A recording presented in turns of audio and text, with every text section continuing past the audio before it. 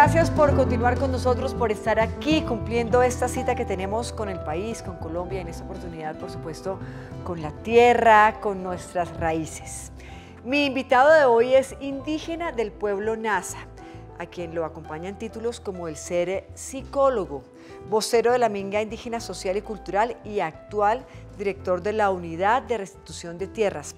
Pero hoy, por supuesto, hablaremos de la gestión, claro que sí, pero también de la intención, de la vida, de la tierra como un regalo divino. Él es Giovanni Yule. Giovanni, gracias por estar con nosotros. Muchas gracias, Patricia, por invitarme a este espacio tan importante para todos nosotros. Y un saludo a todos quienes nos están escuchando por allá en sus oficios y en sus quehaceres. Y pues bueno, estamos aquí para hacer la conversa. Claro que sí, vamos a hacer entonces la conversa como se merece. Comencemos hablando qué significa Yule, porque tengo entendido que tiene un significado muy especial. Sí, o sea, todos los apellidos de los Nasas tienen un significado y tienen que ver con nuestra madre naturaleza. El apellido Yule es de Yud, significa agua, agüita clara, agüita transparente, agüita alegre. ¿Y usted se siente así, una agüita clara y transparente? Sí, la verdad es que por lo regular soy bastante alegre.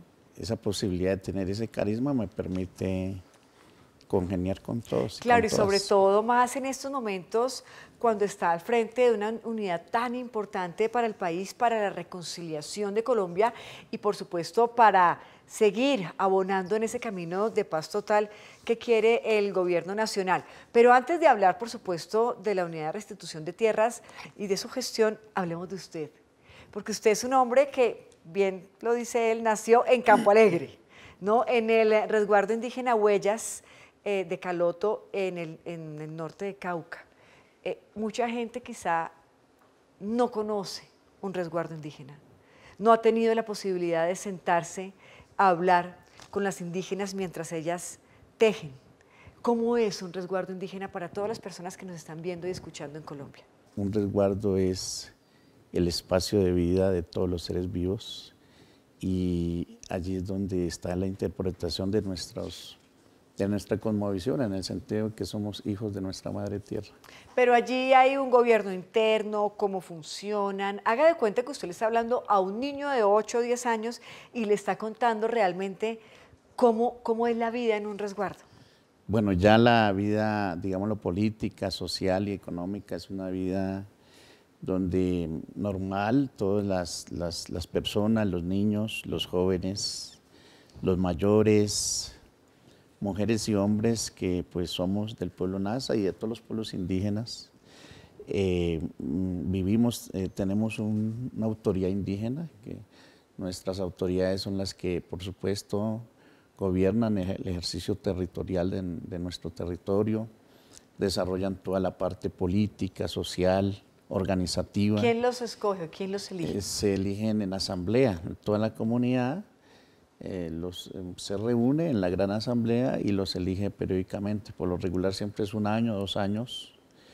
Y en los últimos tiempos ya, además de nuestra autoridad de los resguardos, también hay autoridades zonales de zonas y ya regionales. Por ejemplo, el Consejo Regional Indígena del Cauca Creek es una autoridad regional ya de consejería. Muy importante, además con, digamos que muy buena vista a nivel nacional.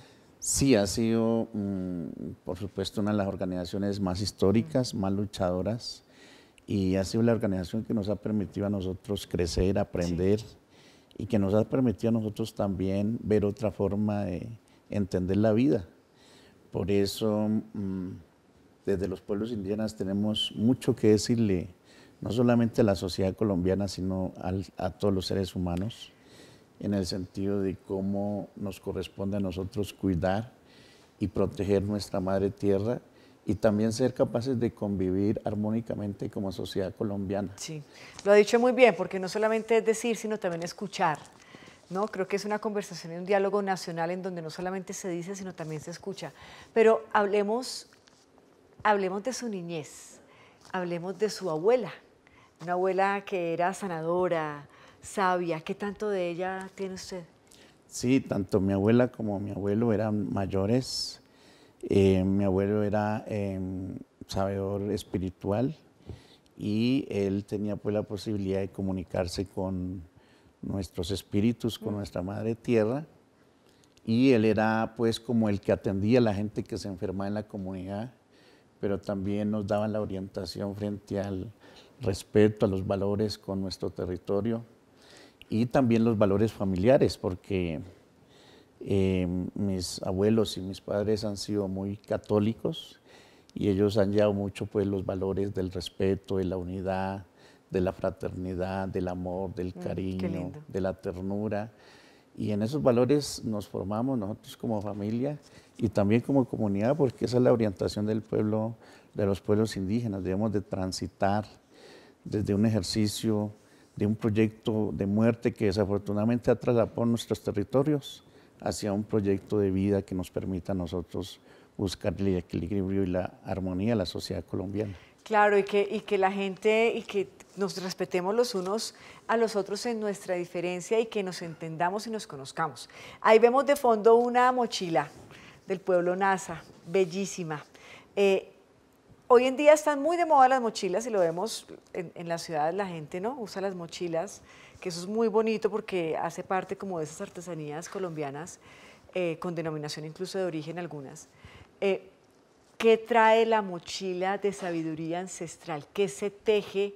¿Qué historias se tejen mientras las mujeres del pueblo Nasa tejen sus mochilas? La mochila trae el significado de lo que es la cultura del pueblo, de cualquier pueblo, o sea, todos los pueblos indígenas tienen sus tejidos. En este caso trae la interpretación de lo que es la cosmovisión, de cómo nosotros vemos la vida en el asunto espiritual, pero también en el asunto político, organizativo y de vida en el territorio. La mochila y el chumbe interpretan lo que es la cosmovisión del pueblo Nasa. Ahí está la lectura prácticamente de lo que es nuestra ley de origen y de lo que es el deber ser nuestro, porque nosotros debemos de entender, saber de dónde venimos, cuáles son nuestras raíces, qué hacemos y para dónde vamos, que es la orientación que siempre dan nuestros mayores. Cuéntenos cómo llega usted realmente a ser nombrado director de la Unidad de Restitución de Tierras en el gobierno del presidente Petro y realmente por qué cree que usted está ahí. Bueno, nosotros estamos en un ejercicio de empalme, una comisión que nos delegaron las autoridades indígenas del Cauca acá en Bogotá, cuando en una mañana vimos el Twitter del presidente de la República y ahí está pues el nombre de dos compañeras, de la compañera de la Sierra Nevada de Santa Marta, Leonor Salavata, como embajadora de las Naciones Unidas. Estaba el nombre de la compañera Patricia Tobón y estaba el nombre mío también como pues designándonos en el tema de la Unidad de Restitución de Tierras. Pues para nosotros fue una sorpresa, pero pues de la asignación pues personal, pero en cuanto al por qué, pues sí ya sabemos que el movimiento indígena del Cauca y el movimiento indígena nacional, todos los pueblos indígenas nos identificamos con el planteamiento del presidente de la República, nos identificamos con el programa de gobierno, porque nosotros mismos ayudamos a construirlo, o sea, nosotros mismos en unidad con todos los sectores sociales y populares, estuvimos los pueblos indígenas, nuestros hermanos afro, los sectores campesinos, los movimientos de mujeres, de jóvenes, en fin, todo el sector social y popular. Logramos tejer y estamos caminando la palabra en procura de seguir fortaleciendo un proyecto alternativo para Colombia. ¿Y usted siente que fue bien recibido, digamos, su nombramiento a todo nivel? Sí, de parte de lo que fue el movimiento social, pienso de que fue muy recibido incluso,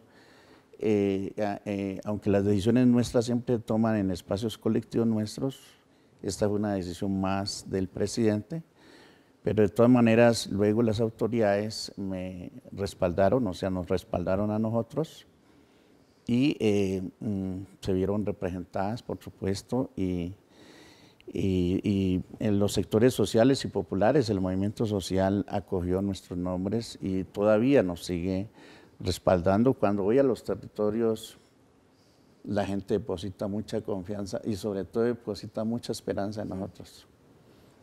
Pero pues por supuesto hubieron unas voces disonantes que pues siempre nos han estigmatizado, que piensan que el movimiento indígena no debe estar en estos espacios, que piensan que nosotros nos estamos oponiendo al desarrollo de nuestra nación, que tienen otras concepciones de la vida. Incluso hay quienes creen que de repente, particularmente usted, pues como que ha estado liderando invasiones ilegales de tierra en el suroccidente de Colombia. ¿Qué decir al respecto de esto? Bueno, nosotros, los pueblos indígenas, la verdad es que lo que nos hemos ganado en derecho ha sido luchándolo. ¿Y de esas invasiones de las que hablan? Nunca ha sido, digámoslo así, que nos hayan dado, que nos haya dado el gobierno, el Estado. Nosotros todo lo que hemos avanzado lo hemos hecho en lucha, pero pues en una lucha legítima, en una lucha transparente y además también en una lucha de frente a la sociedad colombiana. Cuando vamos a hacer una acción, la avisamos, la planteamos y la hacemos. Le damos nuestro enfoque, por supuesto, dialéctico, de acuerdo pues a la interpretación nuestra. Y el ejercicio de la recuperación territorial es un ejercicio que nace con el Consejo Regional Indígena del Cauca-Cría en 1971, porque en ese tiempo las tierras estaban en manos de los grandes hacendados, de los terratenientes, de los colonizadores y los mayores juiciosos, estudiosos se dieron cuenta de que habían títulos coloniales, ancestrales, y que esas tierras habían sido de los mayores ancestros. Entonces, sea un ejercicio de recuperación territorial muy importante. Esa recuperación territorial, pues desafortunadamente allí muchos mayores han perdido la vida, han sido amenazados, han sido desplazados, pero han tenido la valentía de hacer ese proceso de recuperación territorial. Esa es la historia que a veces no se cuenta en los medios de comunicación, sino que nos quedamos solamente con los titulares de prensa. Pero para eso está usted aquí con nosotros, Giovanni. Hacemos una pequeña pausa y cuando regresemos hablaremos de su gestión, particularmente en la unidad de restitución de tierras. ¿Le parece? Bueno, Patricia. Ya volvemos.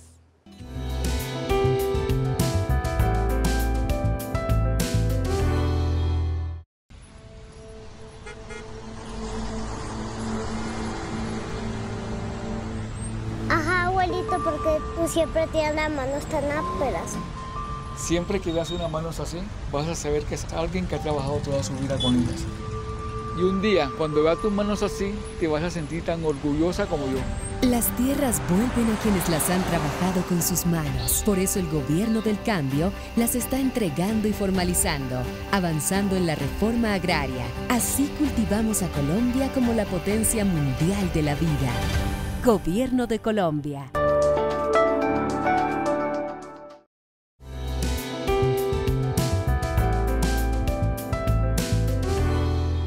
Gracias por continuar con nosotros en Entrevistas con Alma de País, en esta oportunidad con Giovanni Yule. Él es el director de la Unidad de Restitución de Tierras, además con una misión muy, pero muy importante porque en la restitución de tierras, pues también hace parte de la reconciliación nacional y de todo este camino que estamos abonando hacia la paz total.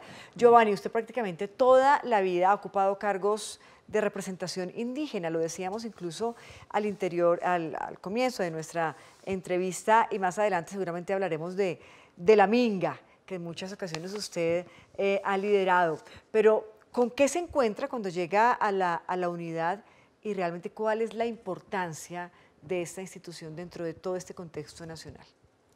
Bueno, la misión que nos corresponde en la Unidad de Restitución de Tierras es precisamente hacer que el Estado y el Gobierno, por su deber constitucional, restituya la vida social, cultural, espiritual y económica de las familias que han sido despojadas en algún tiempo por causa del conflicto y la violencia y todo el tema de la violencia armada en Colombia. Eso significa que esa es la misión nuestra. Cuando llegamos a la Unidad de Restitución de Tierras, pues nos dijeron de que la institución había avanzado bastante en el tema de restitución, pero en uno de los primeros indicadores que nos mostraron es de que habían entrado 150.000 solicitudes más o menos en los 11 años de vida de la Unidad de Restitución y que se habían logrado gestionar más de 100.000 solicitudes. Pero de las 100.000 solicitudes luego nos dijeron que el 65% habían sido negadas. ¿Por qué? Eso fue también la pregunta, claro, que nos hicimos nosotros. Una institución que está para las víctimas y tiene ese indicador tan alto de negación, pues por supuesto que crea una inquietud y una pregunta. Además, cuando nos dimos cuenta también de que la Procuraduría y la Defensoría del Pueblo ya había hecho llamados de atención al respecto. Cuando llegamos, lo primero que hicimos fue ponernos a revisar estas solicitudes y efectivamente nos dimos cuenta de que muchas de estas solicitudes habían sido mal interpretadas a la hora de haberse negado, porque había una figura que le llamaban Grupo AMEN, que tiene que ver con un grupo de profesionales que analizaban todos los proyectos o macroproyectos económicos minero-energéticos. Y en muchas de estas solicitudes, cuando estas solicitudes eran, por supuesto, traslapadas por estos proyectos económicos, las rechazaban. O sea, había en la institución una figura que lo que hacía era más bien respaldar a los mismos despojadores en detrimento de la gente que ha sido despojada de sus territorios. Por eso también nos tocó que eliminar la figura que había allí, para ir armonizando el proceso, lo que nosotros hemos dicho, armonización del proceso de restitución. Mire, hagamos un poquito de pedagogía. Usted ya nos dice, bueno, ¿quiénes tienen derecho a la restitución de tierras? Pues por supuesto, las víctimas del conflicto armado de nuestro país. Pero ¿cómo inicia el proceso? ¿Cuánto se demora? ¿Qué documentos se deben presentar? ¿Cómo se eligen o cómo digamos que se destinan las tierras? Cuéntenos un poco de eso, director. Bueno, a todas las personas, aquellas que han sido despojadas de sus predios, de sus fincas o de su territorio en caso de comunidades colectivas, colocan la denuncia en cualquier de nosotros tenemos 16 oficinas territoriales a nivel nacional.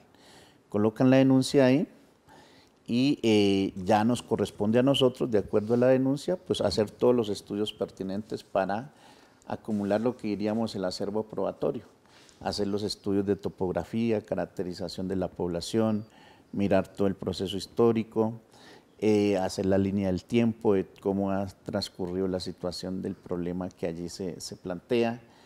Y cuando tenemos ya toda la documentación organizada, toda la recopilación de la información probatoria, entonces llenamos el registro de tierras despojadas y con ese registro ya colocamos la demanda ante el juez o ante los juzgados especializados en restitución. Esa es la etapa administrativa que le llamamos nosotros. ¿Cuánto se demora eso? Eso se demora dependiendo, porque ahí también hay algunas situaciones. Por ejemplo, la microfocalización, que consiste en que ubiquemos exactamente dónde está el previo, dónde está la solicitud, y para irle a hacer todos los estudios pertinentes. Pero para ello también tenemos que pasar por la orientación y el visto bueno en la fuerza pública. Si la fuerza pública no nos deja ingresar a hacer los estudios pertinentes, pues no podemos. Así tenemos cerca de más o menos más de 16.000 solicitudes. Claro, pero porque de repente esas tierras están en zonas de conflicto. En situaciones de conflicto, sí. Entonces ahí tenemos más de 16.000 solicitudes que no hemos podido de alguna manera ir a hacer los trabajos porque son, según la fuerza pública, partes o regiones donde no podemos ingresar, pues, los que hacemos parte, pues, de la Unidad de Restitución de Tierras. Con eso también hemos venido ya planteando soluciones, ¿no? Por supuesto, En el tema de las solicitudes ya hemos venido revisando, por ejemplo. Ya hemos dado un giro de 90 grados al porcentaje, porque en el recibo de solicitudes ya estamos aprobando más del 65% que antes era negado, ahora ya lo hemos superado más. Qué bueno. Del 75% de solicitudes que ya están aprobadas, inscritas y que van a transitar por la institución para que las víctimas obtengan sus derechos. Y en el tema de la microfocalización, lo que estamos es en una conversa con el ministro de Defensa y con los altos mandos de la Fuerza Pública con el fin de que también nosotros podamos acudir a las fuerzas organizativas de las comunidades. En este caso, por ejemplo, de los consejos comunitarios, donde hay consejos comunitarios, organización comunitaria, podemos hacer de que ellos nos garanticen la ida para llegar a los territorios. Donde hay procesos campesinos fuertes también, podemos hacer de que ellos nos garanticen la posibilidad de llegar a los territorios. Y donde hay procesos indígenas fuertes también, con sus autoridades, su comunidad, su guardia indígena, también podemos ingresar allá sin que necesariamente vaya la fuerza pública. O sea, lo que estamos haciendo nosotros es fortaleciendo los mecanismos propios que ha creado la misma comunidad, y en ese caso estamos planteando pues que sea la guardia indígena, la guardia campesina o la guardia cimarrona que logre llevarnos a esos espacios, garantizarnos a nosotros pues la posibilidad de que no nos ocurra nada para hacer los trabajos pertinentes. Porque aquí lo que tenemos que hacer es un trabajo mancomunado entre la institucionalidad y la fuerza organizativa de las comunidades. Y para se está nosotros haciendo. Eso es lo que estamos haciendo en todos los Y territorios. por eso usted se la pasa en los territorios Sí. del país y no en la oficina. No, es que además esa es la orientación que ha dado nuestro presidente de la República, Gustavo Petro, en el sentido de que debemos de estar en los territorios, porque la verdad es que allá es donde está precisamente la comunidad, que es la que necesita la atención del gobierno, de la institucionalidad, y esa misión es la que estamos cumpliendo nosotros. O sea, ¿ya vamos en qué porcentaje de gestión?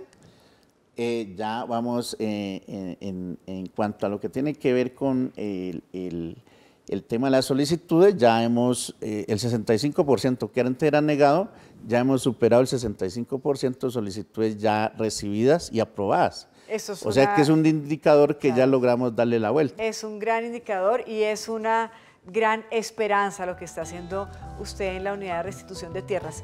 Una pequeña pausa y ya regresamos a Entrevistas con Alma de País.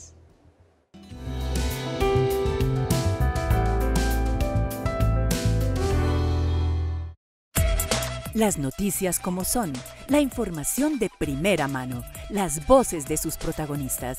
¿Qué es ser jefe de gabinete? Es como poder articular muchas de las decisiones del presidente. Estaba hace rato así diciendo, ojalá me inviten, y lo logramos. Yo me siento muy orgulloso de ver tanta gente joven, tantos periodistas maravillosos haciendo periodismo. Conectamos las regiones en la búsqueda de la paz total y nuestros valores. Colombia y Radio desde San Andrés. Tú eres arte y parte de este parche. Que todos los días se expresa desde las 6 de la mañana, llevando la voz de la Presidencia de la República, del Gobierno Nacional. Colombia Hoy Radio. Síguenos de lunes a viernes de 6 a 9 de la mañana.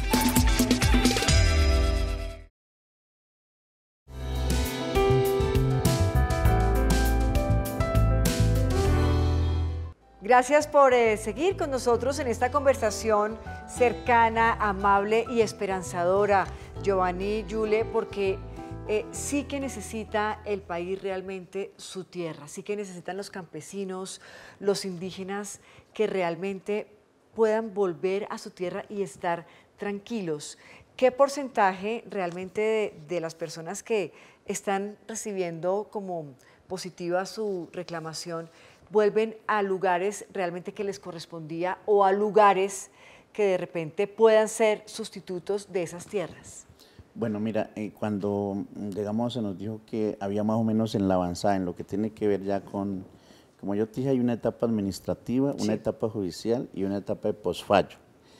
En la etapa de posfallo más o menos habían 557.000 hectáreas que estarían beneficiando más de 80.000 víctimas, familias.